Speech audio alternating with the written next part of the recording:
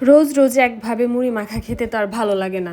মুড়ি যখনই খাই দেখা যায় যে আমরা হয়তো বা কাঁচা পেঁয়াজ কাঁচা মরিচ এসব দিয়ে একটু মাখায় তারপর খাই, চানাচুর মিক্সড করি সরিষার তেল। আজকে একটু অন্যরকমভাবে করছি। এখানে হচ্ছে যে আমি তেলে একটা ডিম ভাজলাম, ভাজার পর হচ্ছে যে কাঁচামরিচ কুচি পেঁয়াজ কুচি এগুলা দিছি, দেওয়ার পর একটু ভাজা ভাজা করার পরে এখন হচ্ছে যে আমি চানাচুর দিয়ে দিতেছি।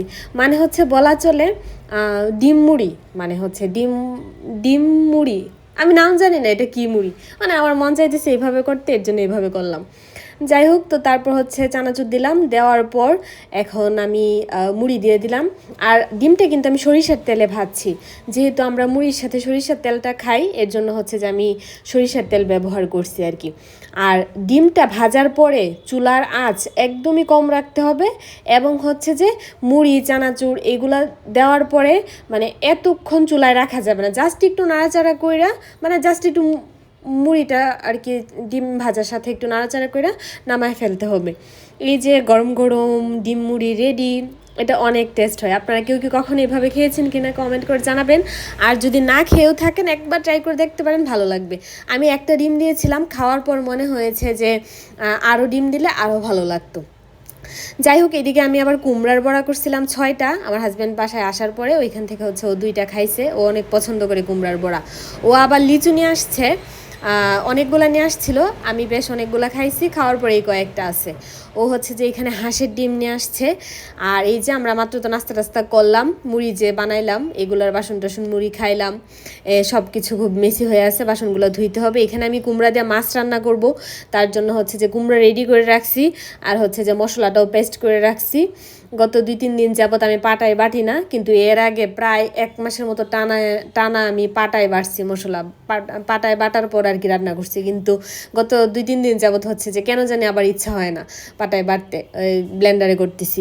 যাই হোক, তেলে হচ্ছে যে মশলাটা ব্লেন্ড করে রাখছিলাম এটা দিয়েছি, দেওয়ার পর হচ্ছে যে গুঁড়া মশলা দিয়ে দিছি, দেওয়ার পর একটু লবণ দিলাম, দেওয়ার পর এখন মশলাটা ভালো করে কষায় নিলাম। কষানোর পর এখানে হচ্ছে যে আমি কুমড়া আর হচ্ছে যে কয়েকটা কাঁচামরিচ দিয়ে দিছি, দেওয়ার পর ব্লেন্ডারটা দেওয়া ধুয়ে আর কি একটু জল দিয়ে দিলাম কুমড়াটা কষানোর জন্য আর কি। আর আমি মশলাটা যখন পেস্ট করছি না, তখন আমি সাথে 2-3টার মতো শুকনো মরিচও দিছিলাম একটু ঝাল ঝাল করে করার জন্য। কুমড়াটা আমার কাছে মনে হয় একটু ঝাল ঝাল ভালো লাগে, মানে আমি পছন্দ করি দেই, আর ওরও ভালো লাগে খাইতে। তো তো কুমড়াটা কষতে দিয়া এখন এই যে বাসনগুলো ধুয়ে নিই। মুহূর্তের মধ্যে চোখের পলকে বাসন জমে যায়, মানে ভাই একটু কিছু করতে করতে করতে করতে দেখা যায় যে বাসন জমে। জাস্ট সন্ধ্যার সময় কী করলাম, এই মশলাটা পেস্ট করলাম আর মুড়ি খাইলাম দুইজনে। মানে এই বলতে গেলে এরকম যে একটু মুড়ি খাইছি, মশলাটা পেস্ট করছি, আর কিচ্ছুই নেই, একটু কুমড়া কাটছি, এতেই এই এই এই এতগুলা বাসন জমছে। আর ফাঁকে ফাঁকে তো বাসন ধুইতেই আসি আরও। তো যাই হোক, এই বাটি টাটিগুলো ধুয়ে নিলাম, চামচ তারপর ছুরি টুরি সবই ধুয়ে নিলাম, ধুয়ে হচ্ছে যে এখন এই জায়গাটা পরিষ্কার করে নেব। আর সবচেয়ে বেশি যেটা আমি মুছামুছি করি এটা হচ্ছে রান্নাঘর, সিঙ্কের আশেপাশে রান্নাঘরটা, মানে এটা আমার সবচেয়ে বেশি মুছা হয়। দেখা যায় রান্না করতে থাকি মুছতে থাকি, রান্না করতে থাকি মুছতে থাকি, কারণ ওই যে জল টল ভরে বা একটু ময়লা হয়, মুছতে থাকি, এরকম করি। তো এখন এই যে ডিমটার ব্যাগটা খুলতেছি, ডিম হচ্ছে আমি পরিষ্কার করে সব সময় ফ্রিজে রাখি। আজকের ডিমগুলা এত পরিষ্কার, আমার একদম মনটা খুশি হয়ে গেছে যে যার কাছ থেকে ডিমগুলো আনছে তার কমন সেন্সটা আমার অনেক ভালো লাগছে।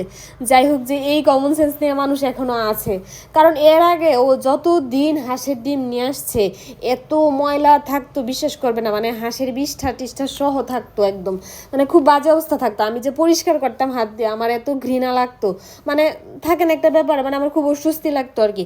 কিন্তু এইবারে ডিমগুলো দেখে আমার একদম খুশি লাগছে যে একদম সাদা ফকফকা পরিষ্কার। আমি পরে ওরে জিজ্ঞেস করলাম কই থেকে নিয়ে আসছো, পরে ও বলতেছে যে আমি তো জানি না, আমার অফিসের খালা আমাকে আয়না দিছে। পরে আমি বললাম এত পরিষ্কার, যে এই ডিমগুলো বিক্রি করছে তার মানে আবার মানে আমি মানে মন থেকে ওই লোকটার জন্য আমি একদম দোয়া করে দিছি, ভালোবাসা দিয়ে দিছি। যাই হোক, তো ডিমগুলা পরিষ্কার করলাম, তাও আমি আবার একটু পরিষ্কার করে নিচ্ছি, পরিষ্কার করে ফ্রিজে রাখলাম।